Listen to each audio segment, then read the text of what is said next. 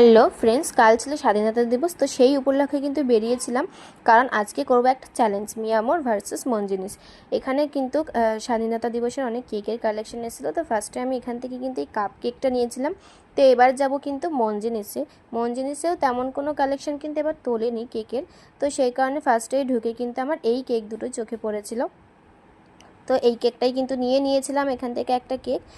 এবার কিন্তু একটা জায়গায় যাব যেখানে কিন্তু এই কেক দুটো টেস্ট করবো, আর কোনটা বেশি ভালো সেইটা কিন্তু তোমাদেরকে জানাবো। আর দেখো, মনজিনিসের প্যাকেটটা এতটাই ছোটো ছিল যে কেকটা আমার ভেতরে কিন্তু ঘেটেই গেছিলো। তো ফার্স্টে কিন্তু আমি মিয়ামোরের এই কাপ কেকটা টেস্ট করলাম। এটা কিন্তু দেখতে যতটা সুন্দর, খেতেও কিন্তু খুব ভালো ছিল। বাট একটু ড্রাই ছিল কেকটা।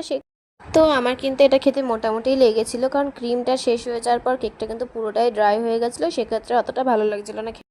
তারপরে কিন্তু মনজিনিসের এই পেস্ট্রিটা টেস্ট করছিলাম। এটা কিন্তু ছিল ম্যাঙ্গো ফ্লেভার। এটা খুব সফট ছিল, বাট টেস্ট আমার অতটা ভালো লাগেনি। খুবই উগ্র একটা টেস্ট ছিল, সেক্ষেত্রে আমার কিন্তু এখানে ভালো লেগেছিল মিয়ামোরের এই কাপ কেকটাই।